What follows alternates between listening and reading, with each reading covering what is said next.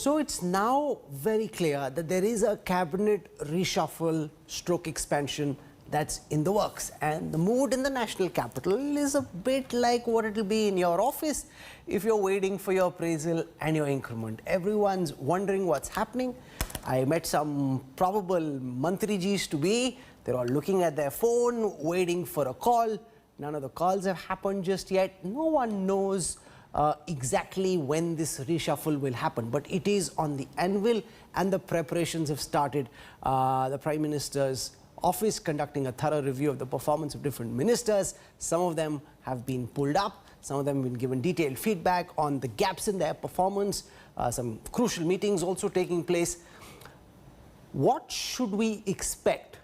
Also, what should the government do? And I want to say at the outset, as I start introducing our guests, that at this moment, no one can say for certainty, and we have many reporters and editors out on the ground speaking to multiple people, so we have a lot of sense of which way the hawa may be going, but nobody can say with certainty that he knows what's in the mind of the Prime Minister. But this is a mid-course review, and in that sense, it's important to ask the question, what should the government's priority be? What kind of changes should the Prime Minister be looking at? What can infuse new blood and give new direction to the Modi government 2.0?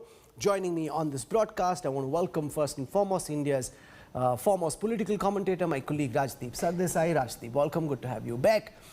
We have with us Sandeep Ghosh, political commentator, tracks the workings of this government very closely, as does Sanjay Singh, long-time journalist, political analyst. Our very own national affairs editor Rahul Srivastav joins us, and for a sense of economic policy and governance, we have senior journalist Siddharth Zarabi. So welcome to all our guests. I want to go first to Rajdeep, and I just want to build a caveat that we don't know what will happen ultimately. So that's something that you must know as you watch the show and as we look at different factors. But what do you think, Rajdeep, should be the Prime Minister's priority as he sets about going around this mid-course correction or this cabinet reshuffle and expansion?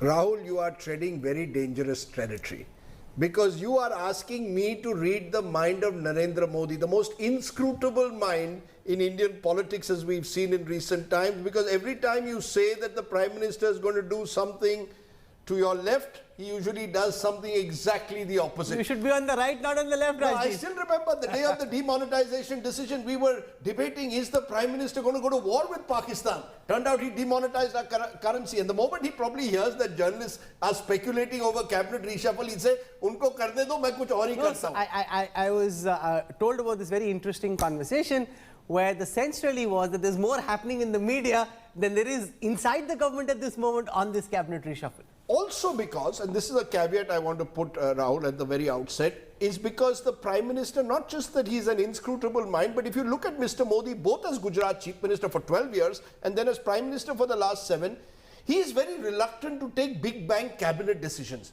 You know, these sort of grand reshuffles, if you look at his first tenure also, the key portfolios more or less remained consistent. It's only when Manohar Parrikar passed away that you needed a new defense minister. But by and large, the top portfolios were held by the same individuals. And even if you look at the last 2 years, of course, the last 1 year has been blighted by COVID, there has been no real attempt to sort of rejig the cabinet. Let me give a spring cleaning or a mid-course correction, because I think with Mr. Modi, such dramatic moves are interpreted by him as a sign of weakness. That, you know, this hasn't worked and therefore I'm completely rejigging it. So he's very careful and cautious normally whenever, both in Gujarat and in Delhi, of going through a cabinet reshuffle at this stage.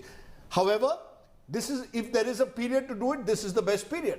You know, the worst of the second wave at the moment seems to be behind us. There's a parliament session coming up in a fortnight from now. So there is a window of opportunity for the Prime Minister to perhaps tinker around, rather than going for, you know, a major mid-course correction and thereby virtually admit, let's say, for example, tomorrow he were to change the health minister of the country, as is speculated by some, or was to look at economic ministries. They would be an admission of failure. The Prime Minister doesn't do that. So you are treading, I come back to it, very dangerous territory, because the Prime Minister, all of this will come back to haunt you. You might recall that even in 2019, when we did a show, we thought Amit Shah is becoming the finance minister.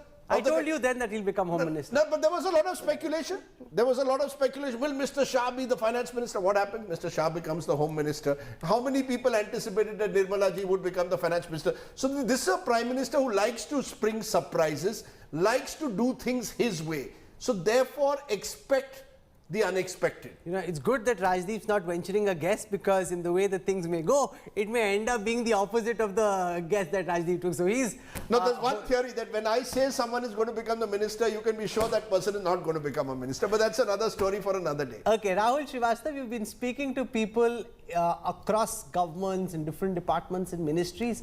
What's your best sense about the factors at play? And we're not going to get specific about who's getting what, because frankly, even the ministers don't know.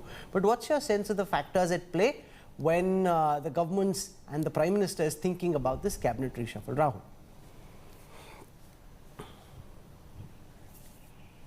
Rahul, the foremost reason why Prime Minister Narendra Modi will like to go for a correction, one, as Rajdeep said, the timing, it's a safe time.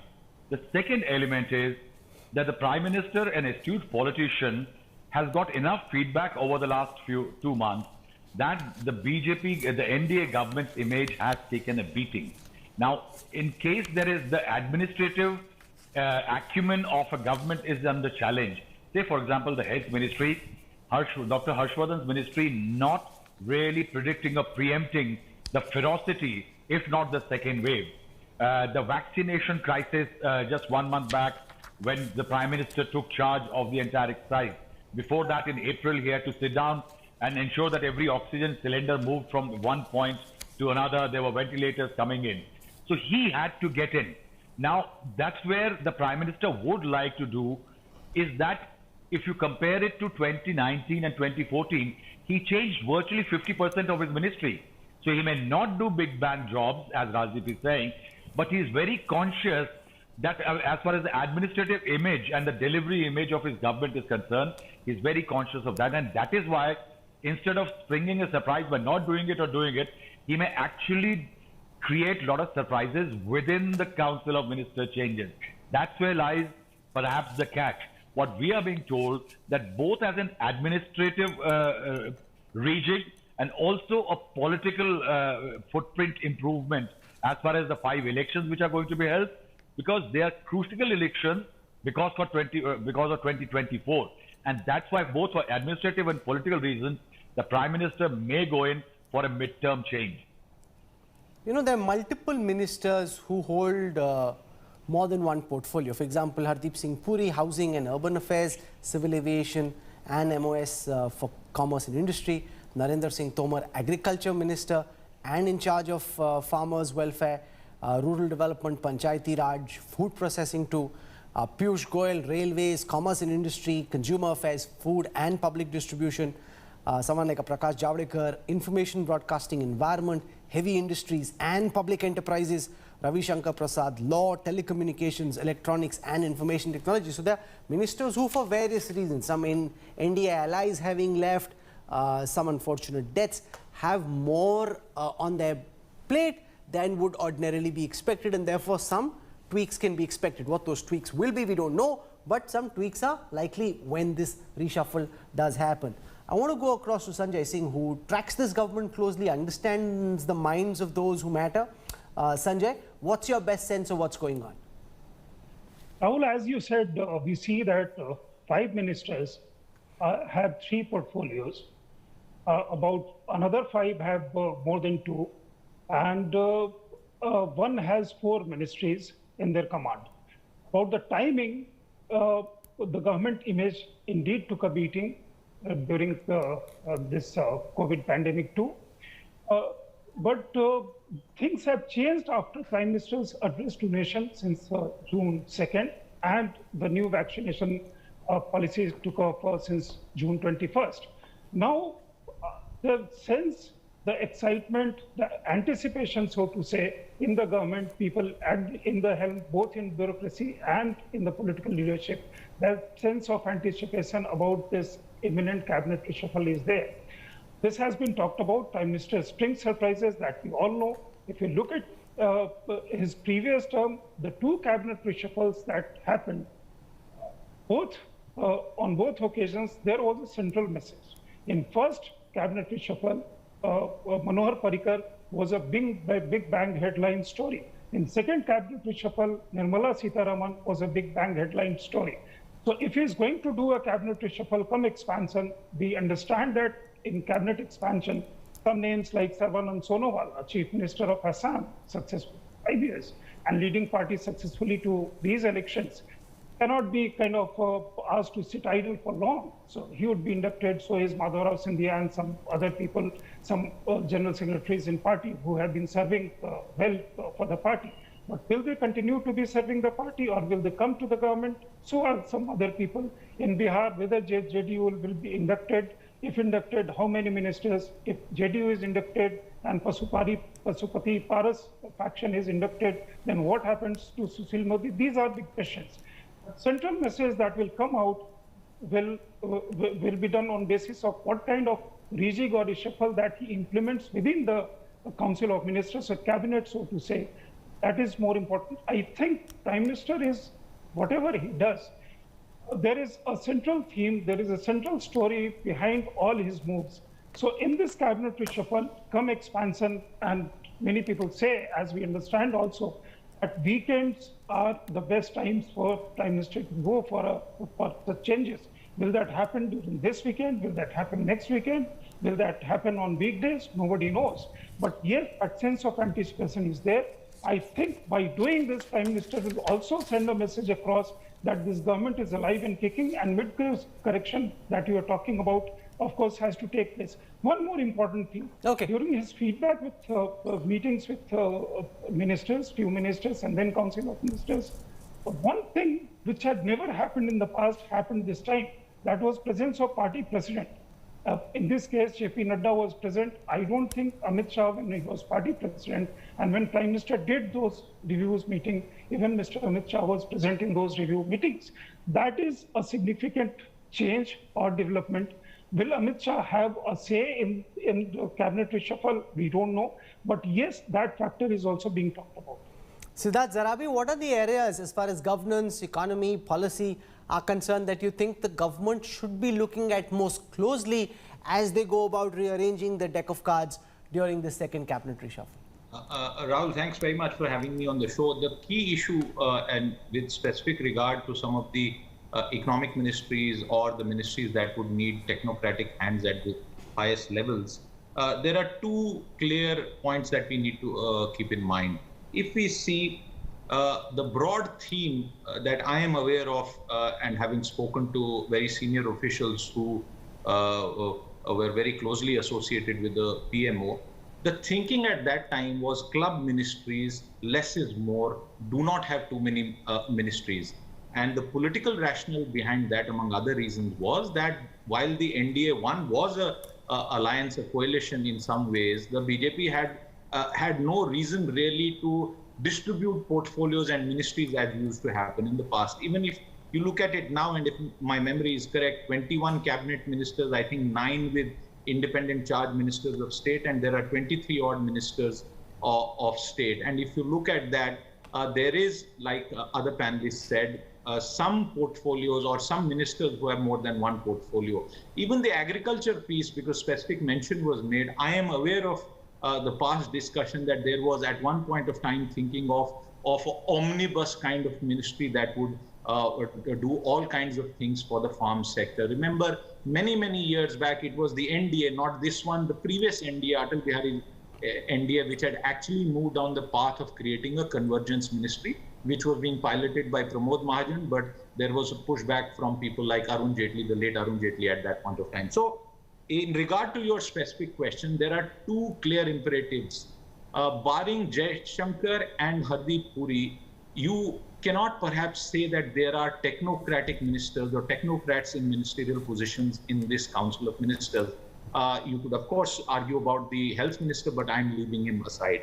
Therefore, you also need to take into account what the Prime Minister does with regard to the choice of secretaries. And we know that that choice of secretaries is perhaps given as equal importance as the Council of Ministers. I'll give you one example of how a very different kind of model of thinking prevails. Many of you would be aware of Praveen Pardesi, high-profile official currently with some sort of United Nations assignment. The latest buzz about him is that he's going to take up a crucial position in the National Capacity Building Mission. I don't know how many people know of this mission and what exactly it intends to do. So I am going to end by saying that whenever it happens and whatever happens, one, there aren't major political compulsions beyond adjusting a couple of people or 3 or 4 people, as other panelists mentioned. The larger drive will be efficiency in delivery of ground level services. And we know that the Prime Minister takes this very importantly with regard to all the social welfare programs and their delivery. And in the last 2 months, there has been a lot of work on that. And I believe the changes, whatever they are, will focus on further taking the Modi model of social welfare down further into the masses. And remember, 2 crucial state elections amongst the 9 that are coming up, UP and Uttarakhand, you will see some action there. Sandeep Ghosh, what do you think the Prime Minister should be doing? We've spoken of what's possible. If you were to reimagine what the cabinet looks like, what are the buttons you'd like to press? See, I agree a lot with what Siddharth said just now. In fact, I had written an article exactly on the same lines in one of your sister publications just a week back. I see this, so I won't repeat those. I see there are 2 issues with this government or this cabinet. One, they lack depth of talent, which Siddharth alluded to in terms of technocrats, etc. And secondly, a bench strength. And the bench strength of NDA or Narendra Modi's cabinet was depleted due to some unfortunate deaths, as you know, Mr. Arun Jaitley, Sushma Swaraj, and even earlier, Munde, etc. A lot of them. So they really do not have too many heavyweights in this cabinet. And one of the problems of not having heavyweights, Rahul, I feel, is first-time ministers or inexperienced ministers are not able to handle the bureaucracy. And therefore, a lot of the good projects, if you've seen even GST, has got derailed because of implementation problems. So one, I think he will need to get some experienced, solid hands to deliver, because otherwise the newer people, they're handling their bureaucracy becomes an issue. Secondly, domain-specific knowledge. And there, as I said, the depth of talent and some of the areas which I can clearly identify being at the risk of being slightly indiscreet are, say, law, you can say IT, we have discussed health, even finance. It would require domain-specific knowledge. They may not come in as a senior resource, but some of them may be coming at a lower level. And you may find induction of some of the ex-bureaucrat, just like you saw Jaishankar coming in last time. You may have, people are conjecturing whether you have, somebody else coming in from that same background for, say, the communication role, which has been really a weak point of this government. Other than Mr. Modi, there is really nobody who communicates well. No, but here's the key challenge, Rajdeep, from the Prime Minister's perspective. If you make sweeping changes and bring technocrats in, the narrative that people will try and spin is that the government has accepted it had a talent deficit and therefore they've had to bring in these outsiders. And therefore, will that hold the government and the Prime Minister back when he makes these changes, or will he just do, to your mind, the bare minimum that needs to be done to fill the gaps that exist right now? Again, very difficult to probe into the mind of Mr. Modi, but let's be clear, there is a talent deficit.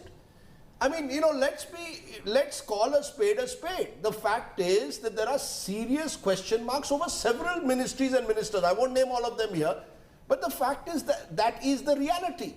Now, either you accept the reality and decide that you want to do this mid-course correction or spring cleaning, as some are calling it, or you say, no, not to worry, I'll put in, as Siddharth said, good, strong bureaucrats. I have my mission mode approach.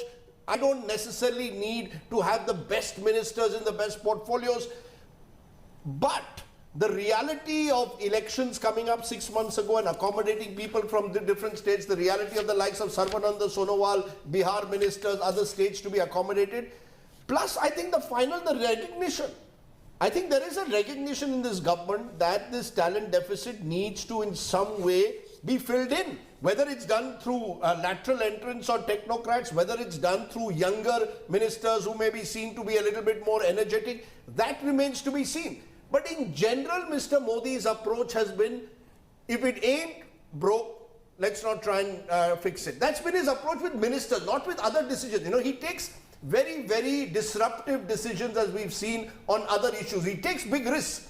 But on ministers in general, he likes to be seen as in control, because the PMO is in control of this government. At the end of the day, this is a very strong PMO-centric executive, unlike that of Manmohan Singh. Could you imagine a Pranab Mukherjee-like figure in this government? Someone who was really doing his own thing, many thought, in North Block. The Prime Minister didn't want, at the time, retrospective tax, but Dr. Mukherjee decided to go and do his own thing. That won't happen in a Narendra Modi government. So he wants to control the levers of power. No, but Manmohan Singh didn't win an election on his name. Narendra Modi has, and therefore he carries greater moral and political authority. No, Rahul, I'm not disputing that. All I'm saying is, when you said that, the talent deficit that exists in this government, one temptation is, let's get in lots of new young talent and change the face of the government. The other is, I want to control the system. Will I be able to control it if I have people who may be talented but I may not be able to sort of micromanage them? Mr. Modi, to a large extent, likes to micromanage, unlike his predecessor. But that's not necessarily true. If you speak to ministers who are in this government, many of them say that they are in fact given a long rope to be able to do what they want in the way that they want. Is there a mismatch between what happens within and the perception without? Where you speak to a minister... Are you saying the PMO is not watching? No, of course the PMO is watching. Very closely watching the performance of every minister. Oh, of course, 100%. And that was not true in the previous government, to the detriment of the previous government. The point I'm making is about the autonomy ministers have in trying to shape the agenda of their ministry in the way that they want. Well, I think the rules are clearly set by the Prime Minister. I think, to be fair to the Prime Minister, one of the things that comes across is that if he hears, I'm told, of financial misappropriation or attempts at financial misappropriation, that is taken very strongly. Which is a great thing, unlike the UPA government. Which is, I think, something that we need to sort of accept and applaud if that is indeed happening. But that is one possible area where in the past there have been question marks when, why was a particular minister dropped? The explanation often is given that the Prime Minister had a problem with certain financial integrity issues involved. However, let's not get away from the fact this is a Prime Minister who likes to control the show. He likes to be fully in charge, and the ministers therefore have to simply fall in line. Then whether you can really get the kind of talented people is a big question mark. Whether you'll have, real, and does the BJP really have this large pool of talent out there? Whatever else the Congress didn't have, it had a number of people who had been experienced ministers. But they've been in government for longer. They've been in government for longer, sort of a consequence of that. Sure. Rahul Srivastav, the role of allies, because you've got, for example, Pashupati Paras would be eyeing for a position given that the LJP he's trying to bring back to the NDA fold. You've got Rajiv Ranjan of the JDU would be expecting a call-up, RCP Singh expecting a call-up. So there are many allies. Does the government seem to be more accommodative towards these allies, or will it focus more on states where elections are due? States like Punjab, states like Uttarakhand, states like Uttar Pradesh. Rahul, after the departure of Chandrababu Naidu, Akali Dal and Shiv Sena, the BJP knows that there are battles across India where allies are necessary. And it is not necessary an ally in what state needs to be expected. A BJP as a political party needs to show that it is a fertile ground for other allies to grow. And that is why, after the lessons from these three departures, the manner in which BJP went into Bihar told Mr. Nitish Kumar that even if you get less seats than us, which eventually happened, you will be chief minister. That was a turning point in the way the BJP thinks about allies. Now, in the recent period, we saw that when Yogi Adityanath was having problems, complaints coming in, and when he was called into Delhi, there were meetings in Lucknow where people like Apna Dal's Anupriya Patel and all suddenly found that after 2 years in wilderness, they have a voice. So what certainly one realizes, though the bureaucratic shaping up, getting more technocrats and others is one element, but I think somewhere it's a change in Prime Minister Narendra Modi. that the political compulsions in state has made both the BJP and Prime Minister Modi realize that allies needs to be accommodated. In that That's why sense, there is will word that Bengal's Mr. Parak verdict is likely to be in the council, but may not get consumer affairs and others. Sanjay Singh, would the Bengal verdict have an impact on the decision-making matrix in the government? Because you've got Uttar Pradesh, which you simply cannot afford to lose. You'll have Uttarakhand, where if you do badly, it will have an impact on the larger government. Would that be a factor? The need to be more accommodative politically and possibly towards allies? I don't really think so, because past instances, so even if there are too many ministers from a particular state, that does not necessarily make the party win or lose a particular election in that state. That similarly applies to Uttar Pradesh. I think the deliberations that have gone in, West Bengal, of course, BJP has learned great lessons, that terms of, I suppose, but that is in terms of hype, and perhaps in terms of the kind of time or the amount of time that BJP leadership devoted out there in Bengal till later phases. That part is there.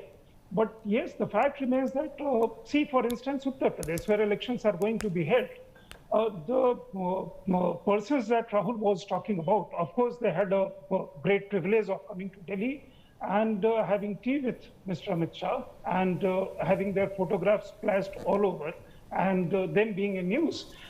Some expected them to be inducted in UP cabinet. That did not happen.